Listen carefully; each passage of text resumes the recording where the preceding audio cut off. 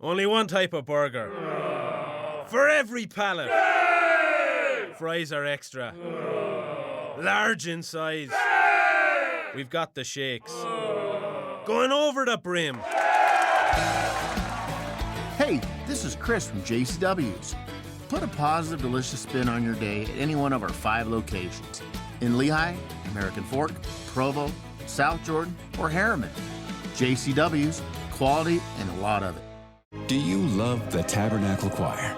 This year, the choir's music is everywhere you are. Listen to your favorite choir songs and music and the spoken word anytime you want on Alexa by simply enabling the skill. Alexa, play music in the spoken word. Now playing music in the spoken word. You can also download the Tabernacle Choir app, subscribe to the choir on YouTube, listen on Spotify, and have access to all their wonderful music. Happy listening. DJ PK and Real Salt Lake head coach Pablo Mastroeni joins us. Pablo, good morning. Good morning, guys. Pablo, coaches love to zig when everyone else is zagging. Back-to-back wins. A lot of people feeling really good watching 18-year-olds score goals. Some of them pretty high-quality, entertaining goals at that, not just sitting at the back post tapping it in. But that's when coaches usually say, yeah, but we got like 47 things we got to work at and get better. Mm-hmm. You got your list of 47, and if so, what's at the top? No, I wouldn't say 47. I'd say there's a few. And again, I think every week we'll reveal some areas, depending on our opponent, that are exploiting some of our weaknesses. And I think in the first couple of games, the positives have been that we've been dealing with leads the last 2 games. And so one of the things that we've been deliberate on is how do we control the game in the latter parts and latter stages with the ball, right? So teams are losing, so they're throwing a ton of numbers forward. We get the ball. We have a good 1v1, on the front line. And instead of just saying, I'm not going to get suckered into that pass, because if it doesn't work out, we're going to be defending again for large periods of time. That's where we want to evolve. And so that's going to require our pivots getting on the ball more, and then just better decisions when we win the ball in transition, because that's also our most dangerous phase of play at the moment. When we win balls, we're going to goal. But when you have a lead, you got to be thinking the game differently. You got to manage the game differently. And that's something that we've been emphasizing this week. You hear coaches over various sports say players don't lose positions due to injury. I often wondered about that. If the backup is playing really hot, go with that guy. What is your philosophy? Because obviously you got some young kids and you got some vets who have been out. Yeah, well, I think, PK, I think the idea, and again, I think it's more art than science. I don't think there's a hard rule. But I think what I'm always thinking about is how do we get everyone back up to full speed, right? And so obviously that's going to require the guys that haven't been playing to get minutes so that we can be a more competitive group, right? And so I think there's always a balance to be had. And again, I think in our situation now, there's no rush to get everyone on back because the guys are doing well. But if we think that it's going to continue on like this forever, we'd be a bit naive as well. So we need to get our the guys that we were expecting to start the season back up to speed, and how we do that will just kind of be game dependent. And the training sessions that they've now, can we accelerate their training sessions a bit more? So the main idea is to get everyone full health, full fitness, to then have a whole group to select from. I don't know if it's your the health and performance people, or if it's literally the medical staff, trainers and doctors, or if it's you. But it seems like in your 5 years or so here, when somebody is out, you almost, if they're out for multiple weeks, you almost never put them straight back in the starting lineup. It's 15, 20, or 30 minutes off the bench, and you're constantly worried about calf injuries and hamstring injuries and all the running and soft tissue stuff. So even though you don't want to give away your starting lineup, I feel like I can sit here and predict a couple of them.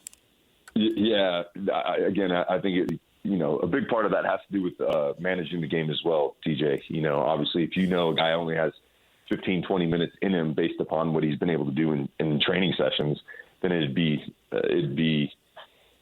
wouldn't be the smartest play to have a sub in 20 minutes in the first half, because now you're killing a moment, and the other player coming out, you imagine how he'd feel, right? So we usually leave those to the latter parts of the game, and it does another thing as well. is in the 70th minute, more times than not, the game's a lot more tired than it is in the early stages. So guys that are recovering from an injury or are not at full fitness can find their way into those moments a lot easier than if it's the first 15 minutes and everyone's at full strength. So, there's always a balance to be had. And obviously we have a sports performance and medical staff that we meet with every single day, and we're always aligned in the decision making. No one, I never, as the coach, I never go rogue, understanding that these guys are much more qualified in their respective fields than I'd ever be. Well, that was going to be my question, because you often talk about art versus science and how much of that is the science of what you do. And you did answer that. How much of that have you seen that progress and change back to when you started playing to where you're now coaching, in terms of relying more on those folks rather than rub dirt on it and get back in there? You're right. No, that's a great question. I think, the modern game has accelerated in a pace that is neck-breaking. I think the amount of staff members at any soccer club anymore is probably tenfold of what we had when I first came into MLS. We had a trainer, we had a coach, we had an assistant coach, we had a kit man. I think that was about it. There was no performance staff. There was no, there's no GPS. There's no massage therapy. There was none of this stuff. And so now I would say those 5 guys have now turned into at least 30, maybe 35. So you got guys that on the performance side that are only tasked with like the GPS and the meterage. You have another one that's tasked with like the muscular load. You have another one that's tasked with the weight room. And so like it's so specific. And so that's where we can get into the weeds as far as not just a coach going, hey, you've been out for a little bit. What do you think about playing 60 and then throwing them in there? We're sitting in a group, and this, every sport performance coach has something to add. And then the medical department, there's probably 5 or 6 of them. They've got something to add. And then assistant coaches have something to add. And then at the end of the day, we come to a consensus that we all feel comfortable with. Because at the end of the day, we've got to make the best decision for the player. How much information do you get during a game? So when you're thinking about a sub, you're thinking, because of what you literally just see in the game in front of you, you got ideas of what you want to do. But how much do you have somebody in the ear, like in your ear, saying, hey, that guy can't sprint anymore. He's feeling something, because you're getting real-time data from for people to know, when they see a change a jersey, they're wearing what looks like a sports bra, and you're getting data from that. Exactly right. Yeah, that'll track meters run, meters per minute, high-speed running, sprints, and sprint distances. So it covers basically the gamut of any kind of movement you do on the field. And so that's a good question, because in Atlanta, it looked like Morgan was, slowing down. And again, it was his first start. So from my standpoint, we got to be real cautious with him. So I asked our performance coach what his meterage looks like. In other words, are his meters per minute dropping at a fast pace? And if it is, that means that he's obviously in a fatigue state. If they're the same, then we can maintain him a little bit longer. But it's just a good tool to have, and we don't use it for everyone. Sometimes the eyes are more than enough data that you get from your eyes, that you don't need the other data. But in this case with Morgan, we realized he was dropping off at a precipitous pace, and so we pulled him before even getting close to any kind of muscular injury or fatigue injury. Well, then when the eyes match the analytics, I guess maybe you can call it as a general word, then it becomes a no-brainer to do what you do. Exactly right. And that's the key, right? When you use subjectivity and objectivity and they both match, rarely do you say, man, this guy looks tired, and you look on the thing and it's on the analytics and you go, no, he's actually booming forward. I mean, rarely is that the case, PK. But sometimes you get, he might have a couple bad plays where that he doesn't execute the plays, and you start to sometimes as a coach go, oh, he's in a fatigue state, when in fact it's just a couple bad technical decisions versus actual physical data saying that he's slowing down. You're playing Austin this week. Everybody's got, video of everything. I mean, now we're at a point where fans can go back and watch every second of every game if they have any questions. Your team has scored 4 of the 5 goals in transition.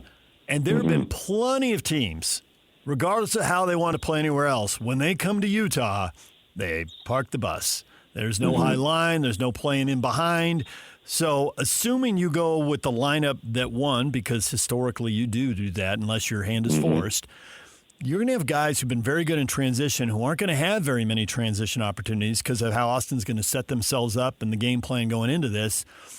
Are they prepared to break down a team that is sitting in those last 30 yards and defending with real focus? Because it seems likely that is what they're going to be up against. No, I think that's a good question. And I think it'll be, if it, in fact it does happen, it'll be the first time we'll have seen it in real time in this season, right? So this week we were deliberate in working that phase. And again, I think the idea is still to get behind defenses, DJ, even if there's only 10 yards between the last defender and the end line. That's been a huge part of our preseason is we want to continue to get in the back lines. Now, the runs have to be better, the timing has to be better, the passing has to be better, and those are the details in getting behind a back line that's sitting close to their goal. But you can still get behind there. So we're talking about half space runs, nines that are making corner runs, overlapping center backs in that phase with cutbacks. And so we worked on that this week, and it will be the first time. But I still feel like the quality that Sergi has, the quality that Aiden has, the quality that Morgan has, these guys operate really well in tight spaces. And so it'll definitely present a different challenge, but one that I think that, we have enough quality and enough repetitions to be able to unlock, an Austin defense if they choose to sit deeper. When you guys win the MLS Cup and there's champagne sprayed and some guys swig it, you better make sure that half your team doesn't swig it because they're not legally allowed to drink champagne. That's right, PK. And you know what? Those guys, those are they're the best, most straight players we have. They're just students of the game. They don't get involved in alcohol, any stuff off the field. They are great humans. That want to be great, and they know what it takes, and that's different from, say, my generation when we were growing up. We thought it was all about the party stuff, and these Jack in the Box at Thunderbird Road. Pablo. You know what I'm saying, PK? Yeah, you were one of those guys too, weren't you? Yeah, my hair was a little longer, it was a little skinnier. That's right. Oh, there's an epic photo. There's an epic photo you have to see, Pablo. 18-year-old PK. Valley sun, bronze skin, wavy hair. Think like Kurt Russell hair. Think like that. Oh, that's beautiful. Oh, man. That's beautiful. That was in then, not now. Man. Unreal. All right, Pablo, I suppose we should let you go. Austin tomorrow night, and we will talk to you again next week. Sounds great, guys. Thank you. Thank you, Pablo. Now that Pablo's off, so we don't put him on the spot, there's just no way Diego Luna and Victor Olatunji start. But if it's 1-1 and there's 30 minutes to go, I expect they will come in and try to break down that Austin defense. And the thing I wonder is if they're down at halftime, if that should happen, if he would go to them at halftime and make the change then. Because they're veterans, they've seen more stuff, and if it's breaking down a team in tight spaces, I'm really intrigued. And all those performance people, they have real power, PK. I mean, they got to sign off on it. Oh, yeah. And seriously, people, and I know sometimes the fans are like, whatever, that guy. You have some, I don't want to get too deep into it because you're never supposed to talk, but if you have some type of protective gear because of an injury or whatever, and in the middle of a session you don't like it and you take it off, I've seen that someone who, I don't even know what the heck they are, but they're wearing the belt with medical stuff around. So they're somewhere in one of those roles, right? Training performance coach. And I've seen them walk 70 yards right through the middle of the drills, right to the player, talk to the player, and the player goes and gets whatever it is they've dumped and puts it back on, and that person turns around and walks back to the sideline. So when Pablo's saying these people have expertise and they have power and they have, you can see it. It's going to be like this. I just thought when I woke up this morning that I would never hear the phrase on our show this morning, sports bra. Yeah, I know. I don't know how else to describe it. People know what everyone who's been in a game, you've seen them change. You know what I'm talking about. Somewhere I thought of Julie Foudy. Julie Foudy? I think you're mixing up your members of the 1999 U.S. women's soccer team. It wasn't Julie Foudy? It was Brandy Chastain. I know who it was. I thought you did. But Julie Foudy stayed famous. She's come through town doing clinics. There's actually a lot of people here who've interacted with her, know her a little bit. She knows how to sell the sport. Didn't think I'd hear that phrase. Yeah, there it is. What else have you missed in this show? Well, find out next. We'll get you up to speed. More on the Jazz, what David Locke had to say earlier this morning about the future. We will get to that coming up. Stay with us. This is JJ and Alex. I got this.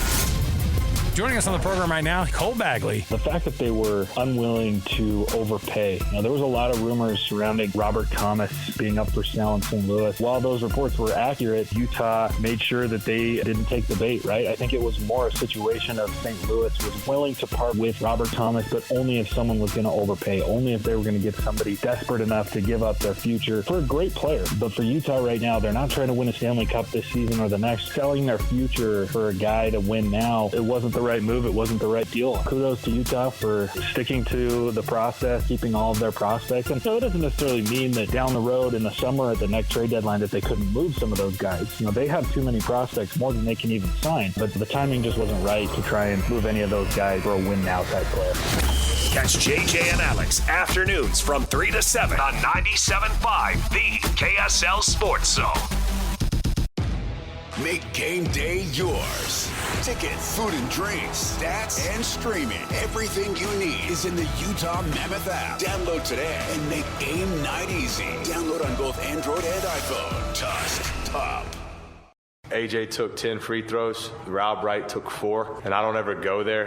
And again, Houston beat us. Stone cold. They won the game. AJ should have shot 20 free throws minimum in that game. I thought they flat out missed calls. Bottom line. And that led to some turnovers. It led to some frustration. And so that's disappointing. The guy should have had 40 again. And I'm just calling a spade a spade. Slacker Reddit Headlines brought to you by Trajan Wealth. Call Trajan Wealth today, your local trusted financial fiduciary. Call them at 801-210-6800 or visit the website at TrajanWealth.com. There's BYU basketball coach Kevin Young.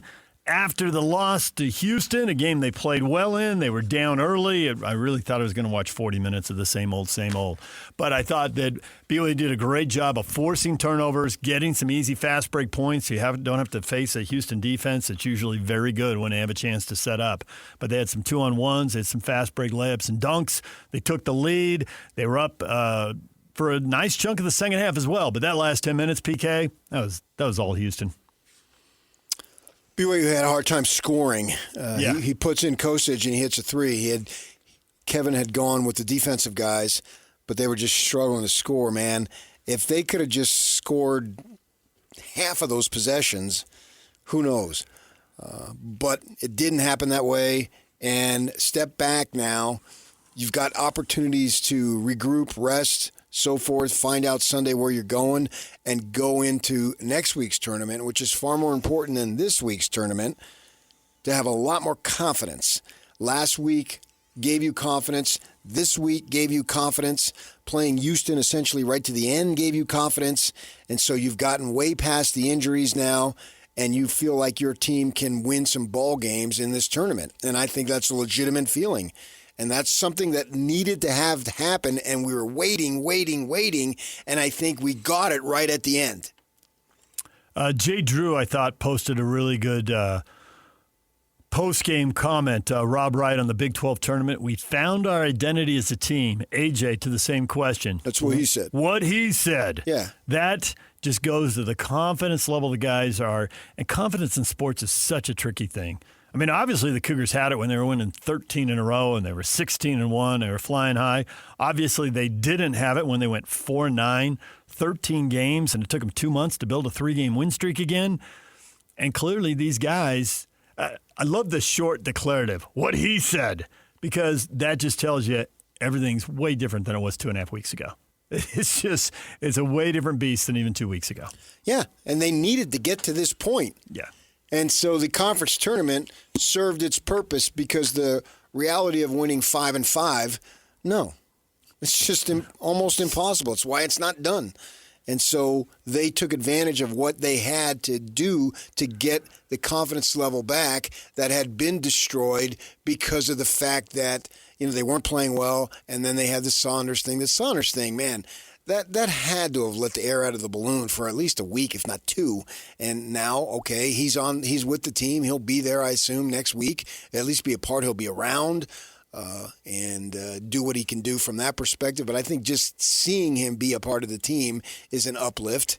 And go win some ball games next week. You win 2 ball games next week, all's right with BYU basketball. The whole thing about BYU and the injuries, it's the playing the Houstons of the world where you just can't recreate Saunders, because you get into what you were referring to earlier this morning as pick your poison territory, where I'm going to play this guy because he can defend, but I know it could make us a little challenge scoring, and then the scoring's tough, so you put in another guy because he can hit the 3, but he's not going to rebound a lick, and Saunders can do all that stuff. But they don't have him, and they can't plug in another one of him, so it really shows up in that against that level of that quality of opposition.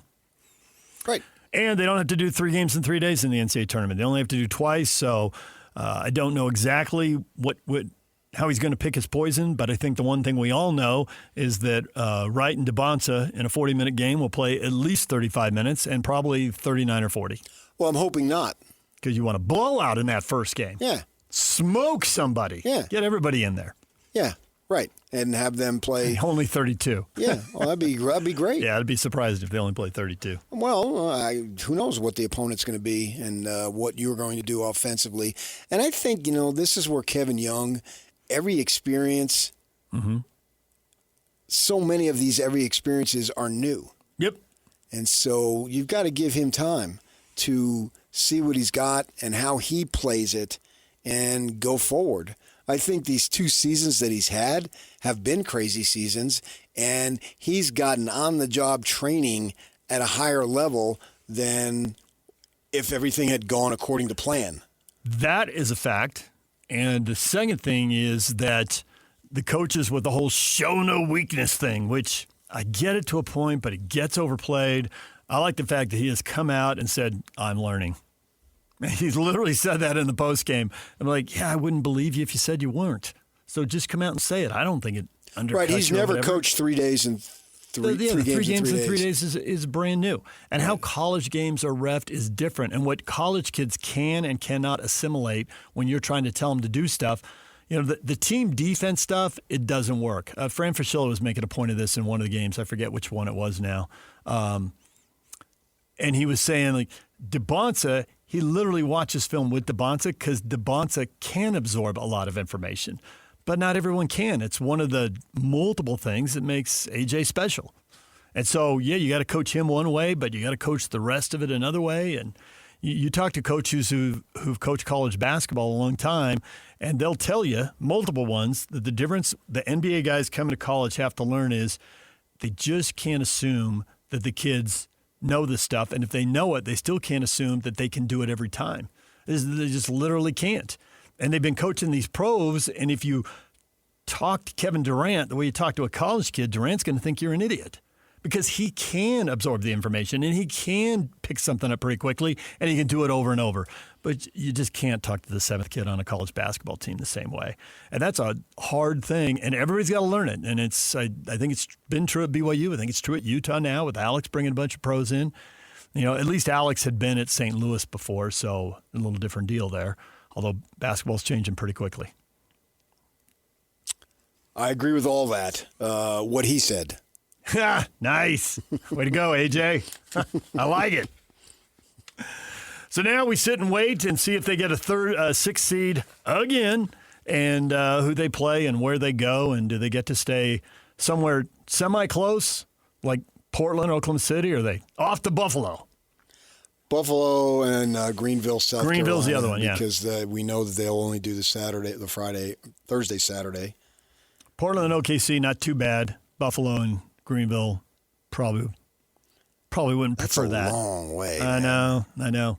And it's a long way back if you win and you got to advance. Where are you flying off to, and do you stay, or are you going a long way again, which you can't know now because they do the pod thing. So there's no reason for them to ship BYU that far. Arizona, don't you think Arizona's going to San Diego? Absolutely. Right. So that opens up, I don't think anyone else needs to come west. So as they try to spread Big 12 teams out, they're not really trying to take care of 6 seeds. They're trying to take care of the top 4 seeds. But nonetheless, I think in this case, they probably could take care of BYU and put them in Portland as a 6. We'll see how it plays out. That just seems like common sense. It does.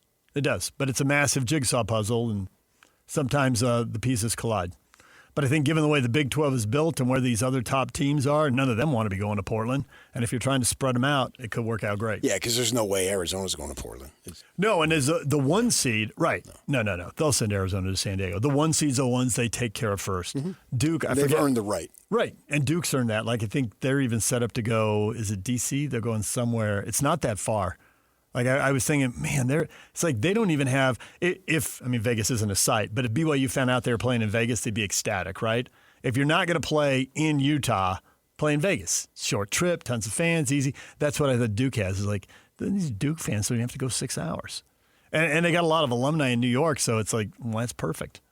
Yeah. They can all train down to the game, too. So, but you're right. The 1 seeds earn it, and then they take care of 2s, and they figure it out as they go down through the seed order. To back up your point, there was a story a couple weeks back that there's a shortage of charter planes available to the NCAA this year that could force teams to actually be closer to home than usual. So that could help BYU's case of maybe going to Portland. Travel hurts teams. I'd rather see them be more regional. Hope it works out.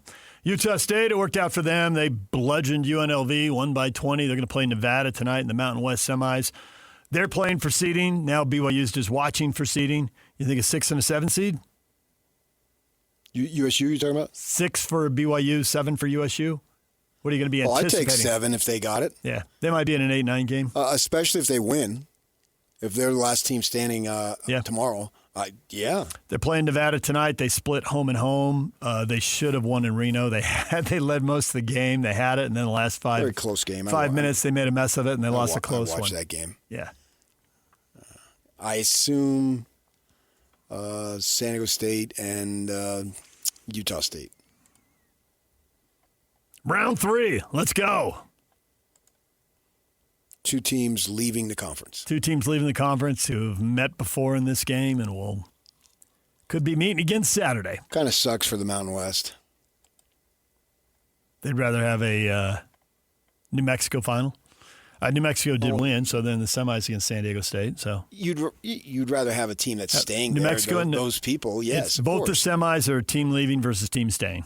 The San Diego State's playing New Mexico. The Lobos are staying. The Aztecs are going, and Nevada's staying, and Utah State is going. So, right. So if Calhoun tomorrow or tonight, and I think Mason Falstaff should have gone the line minimum 10 more times. That'd be great. We talked with David Locke, radio voice, Utah Jazz, and talked about the goals for next year. It was really, really, really, really. When he reeled up 3. You got him. He walked it back later on. He's like, PK's right. It's 3 reallys, not 4. He's very excited. He's looking past these last 16 games and getting very excited and looking forward. Although for the salary cap challenges they're facing, they really need to get a good player in a rookie contract this year. So these last 16 games are important. Yes, I think that he's looking forward to them losing so they can get that pick. Mm-hmm. And if they start to win in Portland, you'll hear it in his voice. Minimum top 5, if not higher. We'll see. It's just luck of the draw. Huh? The luck of the lottery. The luck of the ping pong balls. And luck's got to break their way. Eventually it does, doesn't it? The law of numbers demands. Yeah, that May 10th, Yak, we're just going to play Bump Bap Musical, all songs that involve the word lucky. Yes, I like it. Make a note. Okay, sounds Make a note. The Memphis Grizzlies were beaten by Dallas last night. Dallas picked up win number 22. Were you rooting for Dallas to get 22 or Memphis to get 24? Because Memphis isn't going to win much down the stretch either. I didn't care. Okay. I mean, you can go crazy on that. Yeah, you can. And there's no way of knowing. As long as the Jazz lose, it doesn't matter what these other folks are doing. That's true. I thought about who do I want to win. I didn't know. Yeah, it's a coin flip. It would drive me batty. Mm-hmm. So you want, right now they got the 5th worst record, and you want a top 5 pick. Right now they've got a 44.5% chance of being top 5. I want higher, but which is about 55.5 then of not being. Yeah, that just doesn't seem likely. And I know the Wizards are starting to win now, but it didn't seem likely that Cooper Flag would go to Dallas. It did not. It seemed a lot less than likely that he would go to Dallas. Yeah. Wizards almost won Game 17 last night, but they lost to Orlando in overtime. So close. Yeah, those teams are uncatchable. Yeah, no. Yeah, there's 4 of them, and that's why the Jazz are going to have the 5th worst record, unless they have 6 or 7. But right now, they sit in the 5 spot. These regular season showdowns do anything for you? The Thunder slip past the Celtics 104-102. The Nuggets slip past the Spurs. Potential playoffs. I mean, they're all good teams. Yeah. So see you when you get to May. I think the return of Tatum elevates Boston as the favorite in the East, which I think most folks would agree with. Yeah. They are being careful with him. He did not play in that 104-102 loss in Oklahoma City. Nope. No. He played a couple games, and was that back-to-back for them? I'm not sure. Might have been 2 and 3 days. But either way, they gave him a little break there, so he sat that one out. It was it was 2 games in 3 days. It wasn't back-to-back. All right, so then the other sports news. The college football news, the list of the best-paid assistant coaches is out, and Matt Patricia is the highest-paid assistant coach in college football, Ohio State's defensive coordinator, the former Patriot, a former Lions head coach and Patriot assistant, $3.75 million. Jason Beck is one of the 4 coaches over $3 million, and Jay Hill is tied for 5th at $2.7. So Kyle Whittingham paid Jason Beck and Jay Hill. They got the money. Yeah, so those guys get a promotion in a sense of stature and a significant increase in money.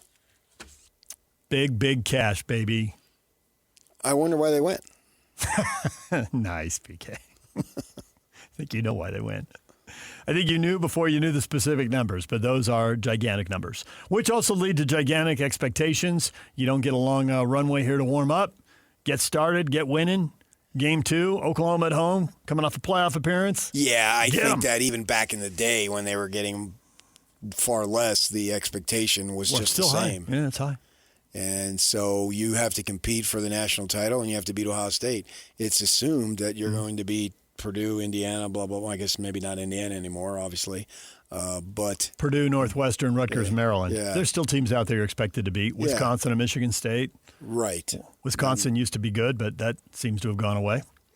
We'll see if they can. Yeah, they've been very good, but it's still not Michigan. No, Michigan's got 8 games they have to win, and then there's 4 big games, and how many of those do you get? They've got to play Oregon and obviously Ohio State. They've got Oklahoma, and I'm leaving somebody else out. Although beating Ohio State now is not as big of a deal as it used to be. Yeah, but it's still a big deal. It's still a big deal. There's no question, but it's not as big. No, because if you win the playoff. national title and lose to that team, who cares? Right. Yeah. So it's changed. It used to be that was the right to go to Pasadena. If you get in the playoff and then you win, everything else is just details. Right. That's where the college game's a lot like the pros now. Yes, and for certain teams that's the bar for regular Michigan. season has been watered down to an extent. Not completely like the NBA by any stretch, but to an extent. Or the NFL for that matter. Yeah, the regular season is more important in college football. Yeah, it is Penn State. They got Penn State at home. That's their other big game. All right, DJ and PK, we are taking a break. We're going to come back. We got your feedback. A lot of you are weighing in on the Cougars and the end of the Big 12 tournament. We'll get to that next. Stay with us. I've got good news and bad news. Here's the bad news. Most protein bars are packed with sugar and unpronounceable ingredients. The good news? There's a better option. I'm Will, and I created IQ Bar plant protein bars to empower doers like you with clean, delicious, low-sugar brain and body fuel. IQ bars are packed with 12 grams of protein, brain nutrients like magnesium and lion's mane, and 0 weird stuff. And right now, you can get 20% off all IQ Bar products, plus free shipping. Try our delicious IQ Bar sampler pack with 7 plant protein bars, 4 hydration mixes, and 4 enhanced coffee sticks. Clean ingredients, amazing taste, and you'll love how you feel. Refuel smarter, hydrate harder, caffeinate larger with IQ Bar. Go to eatiqbar.com and enter code BAR20 to get 20% off all IQ Bar products plus free shipping. Again, go to eatiqbar.com and enter code BAR20. Join Scotty G Wednesday, noon to 3. Tim Dahle Nissan Southtown, 11155 South Jordan Gateway in South Jordan. Tim Dahle, home of the Forever Warranty. Time for your feedback, everything you have to say about today's show. Rob Wright, we found our identity as a team. AJ, what he said. That's a lesson learned in KC. Although you stayed Iceman, Jack. Jack's a hardcore listener, and he's a hardcore Aggie. Well, according to their coach, they've learned they can't win without their refs when it comes to Houston. Jack.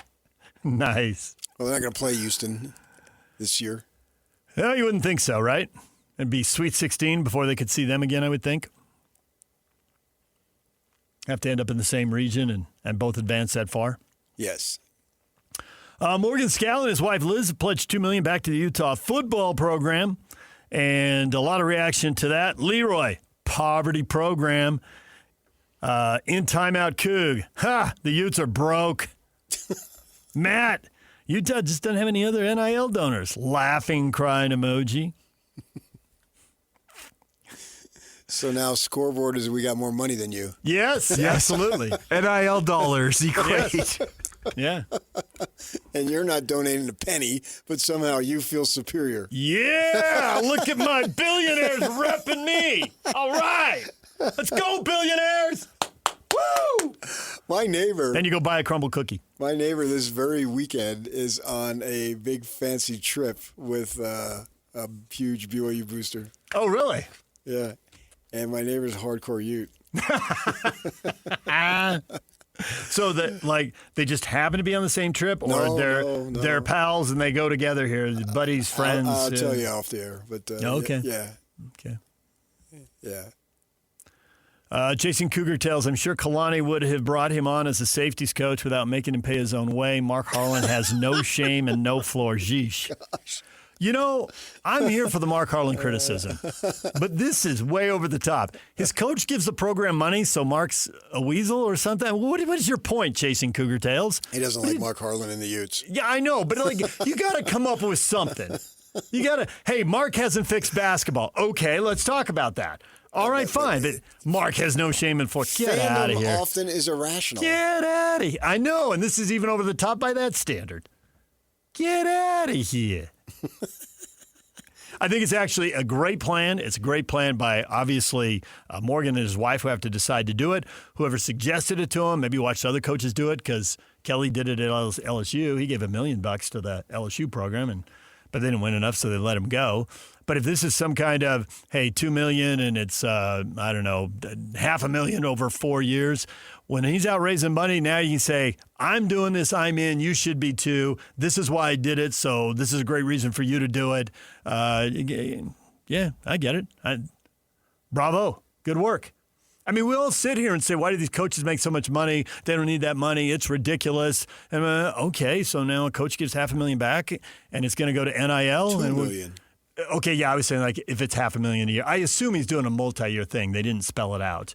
And I don't know that. I'm strictly assuming it. On Monday he's dropping off $2 million in cash. In pennies at Mark's door because Mark demanded it. Just cash. Oh man! What's the highest currency of a dollar?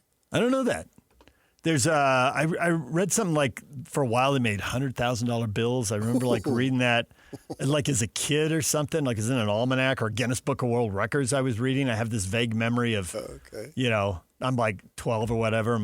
It's raining, but yeah, I don't know. I mean, honestly, what do you ever, I mean, I deal in 20s. I deal in 20s too. I think most of us do because that's what the ATM spits out. Yeah. I've seen a $100 bill. I don't know that I've ever seen anything bigger than a $100 bill. I don't think I looked in your wallet when you went to the bathroom. You did not. My wallet went with me. And, here's the funny thing about cash. It's funny you mentioned this. Like, how much cash am I carrying right now? Look at that. I literally have $1.